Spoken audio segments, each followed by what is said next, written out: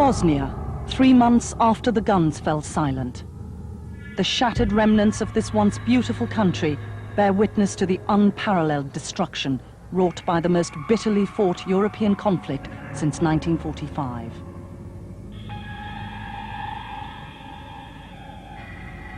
The peace brokered by the US, Britain and the other members of the five-nation contact group at Dayton, Ohio in November 1995 succeeded in halting the bloodshed. But the uneasy truce which Dayton imposed on bitter enemies could only be ensured by the introduction of an international peace implementation force into Bosnia. Set up under NATO command, this force, known as IFOR, divided responsibility for Bosnia between the American, French and British forces. This was NATO's first ever ground force operation, and alongside member states, 14 other nations contributed forces including former Cold War adversaries. IFOR's military strength demonstrated their right to respond with decisive force to any breach of the peace. This new mandate was welcomed by the British forces who had served in Bosnia since February 1992, protecting the UN's humanitarian operations. January the 7th came, it was a cold, wet Sunday morning, very early. Got to Teesside Airport. And it was quite funny, all the civilians there looking, and all these guys walked in, combat sign, and big massive rucksacks, and what these guys on, and ding dong, flight so-and-so, so-and-so, from Teesside to Split. And all these civvies realising we were these guys who had to come and do a job for IFOR. For most of the British forces assigned to IFOR, this was their first experience of Bosnia. I couldn't believe it. It was vandalism and a massive destruction. I don't think there was a house standing. And if it was, it hadn't been looted yet and hadn't been set on fire. The first thing that shocked me was the state of the place, the scale. More than anything, it was the scale of what had gone on. When you see it reported on the news in the UK, it makes it seem as though it's sort of isolated incidents in the war. There's been a patch here, there's been a patch there. Whereas when you actually see it for yourself, as soon as you go into Bosnian territory, which is now Bosnia, it's just everywhere. The whole place, it's the scale of it. The whole country has been ravaged by war.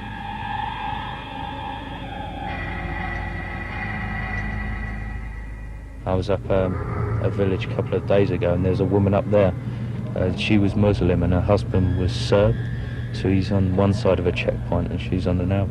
She was getting threats and such like from people who lived around the area, and it's quite sad to see. And she had quite a few children.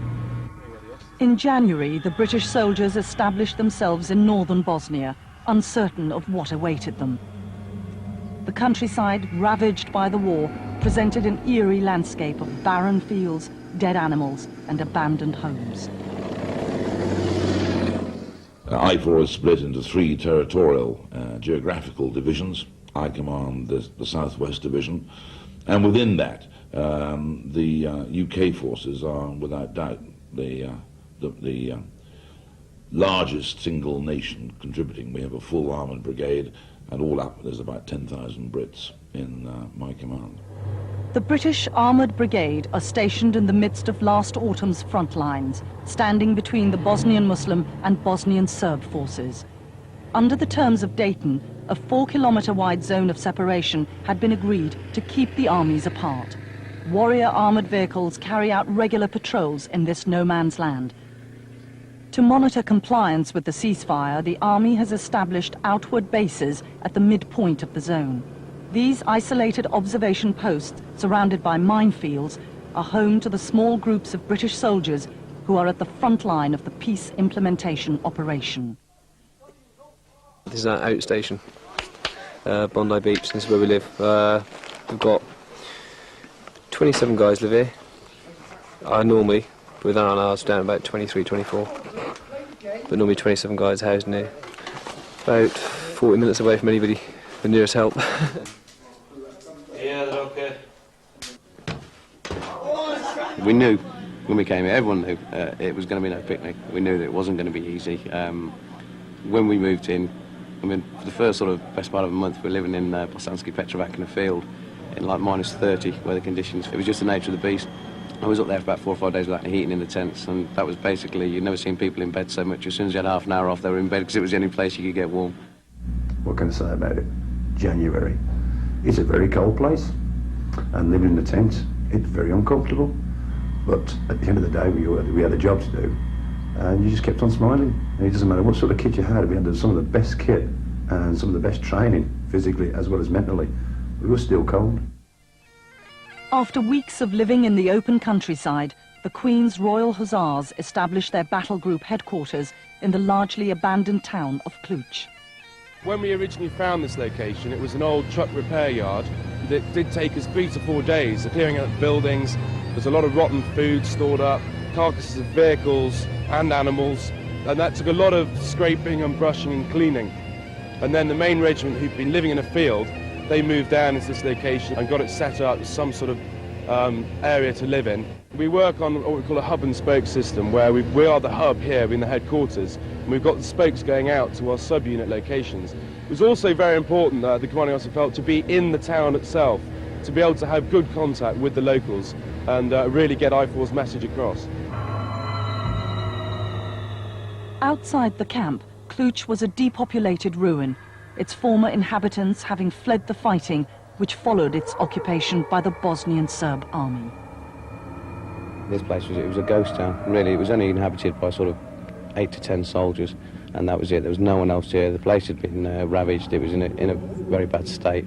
As first appearances go, I thought, well, is there much point in moving into this place? Obviously, we're right beside the zone of separation between the warring factions. Obviously, at a tactical point of view, it was a very good move. But at the time, we thought that there wouldn't be a lot of point moving here because there was no one here.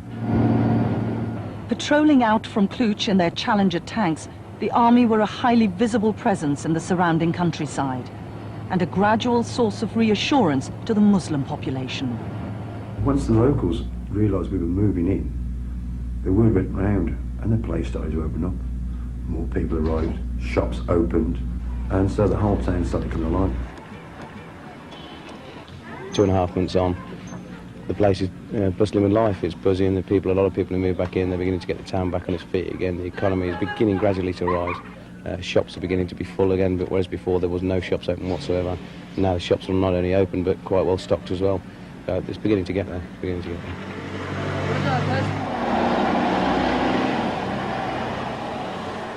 Generally speaking, the whole process of implementing the military provisions of Dayton has gone really, I think, better than anybody thought it would do, certainly back in December, before transfer of authority. So, given that we need to keep the force at the present level or thereabouts for deterrence to make sure that there is no sliding back, it seems to me that there is some spare capacity, therefore, and it's in this area that the whole question of civil-military interface, what we call G5, civil affairs, begins to grow in importance. In Cluj, the gradual return of the Muslim population has led to the re-establishment of the civil authority. Major Keith Deacon, the officer responsible for liaising with the local council, holds regular meetings with Council President Ismet Horencic. These meetings enable the army to assist the local population in the reconstruction of the town. Quite friendly with both the mayor, the chief of police, and with the headmasters of the schools, and we have good, amicable chats. I see them every day, and obviously they see IFOR as a means of helping their problems.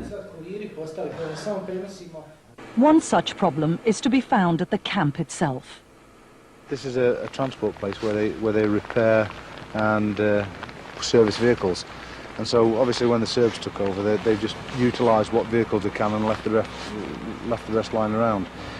When we did a town clean-up about 2 weeks ago, we took the forklift truck downtown and there were cars just lying all over the town. Abandoned, no wheels, no engines.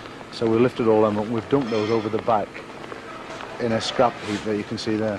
What they want us to do is just to clear the entrances and around the sides here so they can actually start work again. The buildings along this side are still full of stores, so they're able to repair vehicles once they get vehicles. And that's the main problem, shortage of transport. The Serbs, when they went took all available vehicles that could move with them. So they're very strapped for any type of public service vehicle at all.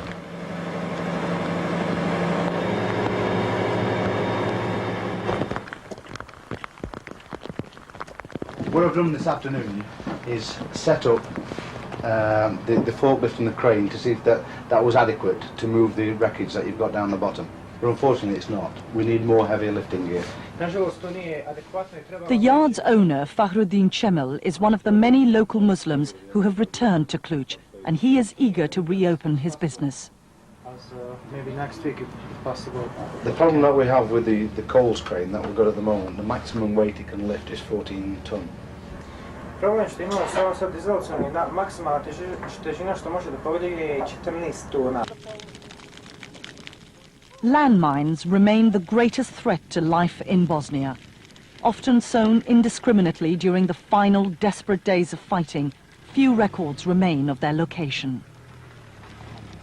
There are a lot of minefields which are not well recorded, if at all. A conservative estimate of the number of mines which are in or on the ground here are 1 to 2 million. And that's a huge number. I mean, a lot of work has been done, particularly along the original zone of separation, particularly in western Bosnia, where the country was fought over in large areas last autumn. The countryside is littered with abandoned munitions, and a team of Malaysian engineers working within the British sector on the mine clearance operation discover a cache of anti-tank shells in a ruined house. Scattered amongst the debris which surrounds the building are dozens of live landmine fuses, each of which contains enough explosive to remove a child's hand. It has been estimated that it could take 30 years to clear Bosnia of this deadly legacy of war.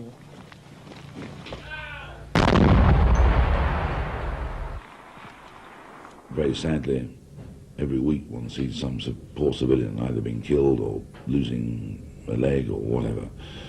And I fear this will go on until they're all removed, but it's a huge task. One of the practical steps which the army is taking to tackle the problem of mines is to conduct regular mine awareness lectures at the school in Cluj. Children and teenagers are the most frequent victims, and the army engineers try to impress upon them the danger they represent. Okay, in this mine here, you've got 100 grams of TNT. And what this is going to do, 100 grams, again, if you're unlucky, it's going to take your leg off at the hip. If you're not so lucky, it'll take your leg off at the knee. It's going to cause you a lot of damage.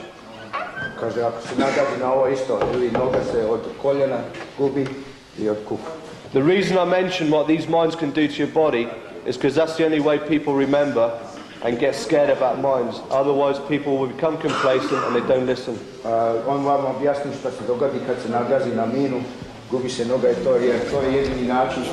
This one here is called the Emrud. The way this works is either they have tripwires running off it, so you hit the tripwire with your legs, this goes off, and you get 600 ball bearings hitting you in the face or in the body.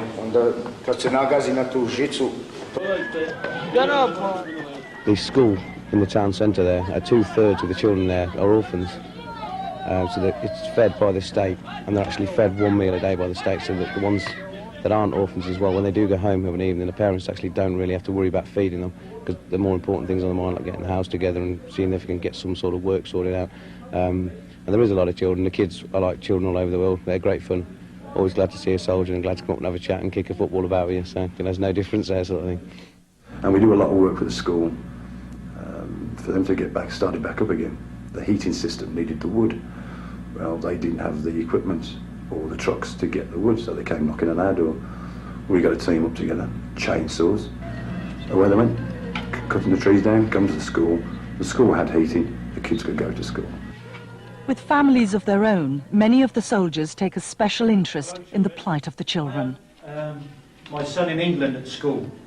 Ja imam sina u Engleskoj isto u školu, vaših godina. He was the same age as you. Istih godina. My son and his classmates wanted to know if they could write letters and send little gifts to children of the same age in the village of Kluch in Bosnia. We talked about it and said it was quite a good idea.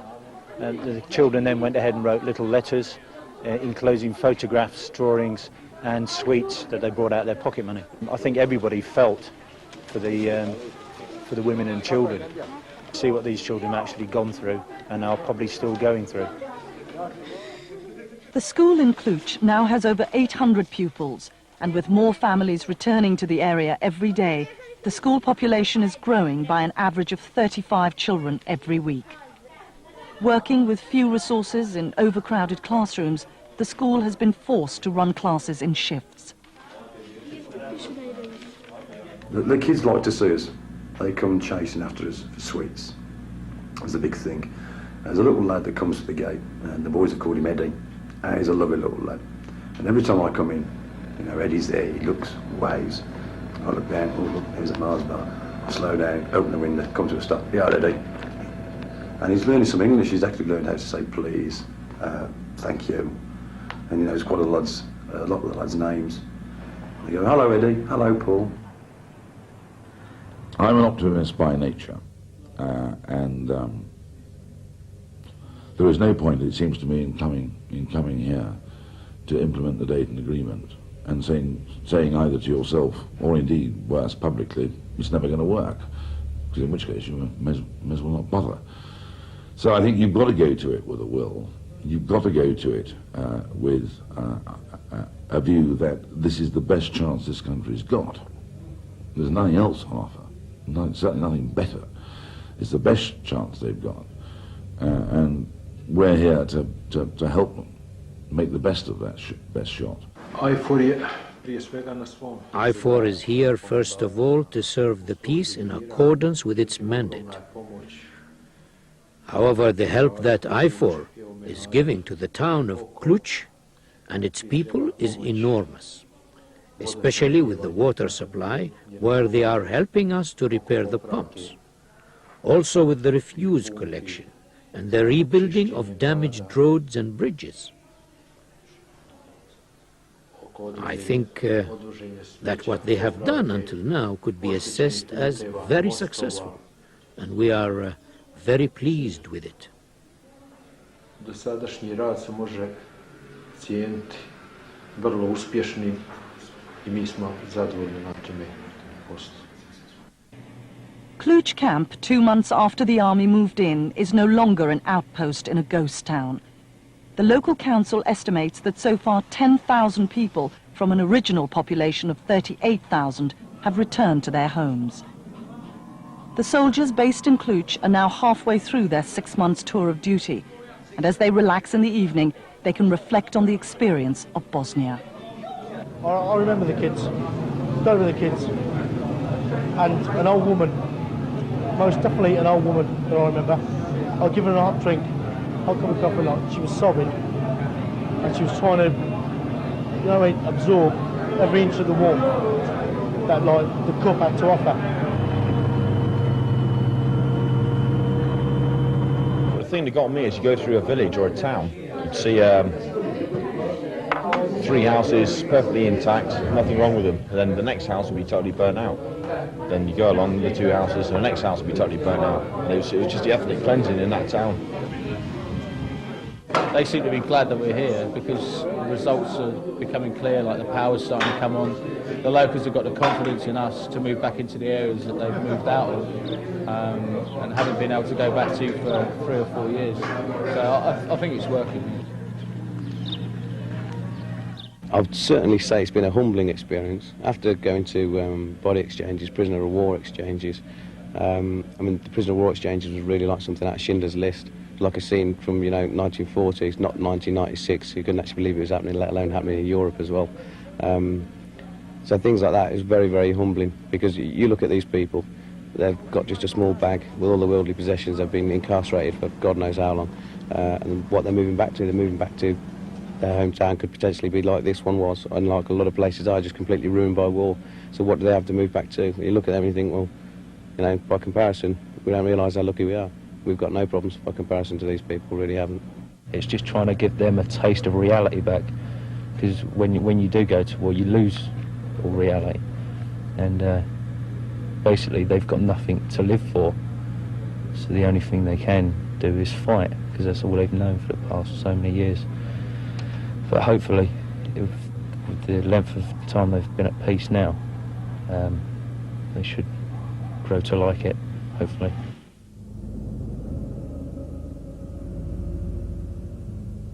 The war in Bosnia has cost the lives of an estimated 300,000 people. It has destroyed whole communities, set neighbour against neighbour, and left the survivors with a country in ruins. The Dayton Peace Accord and the efforts of the men and women who have helped to implement it has given Bosnia a sustained period of peace.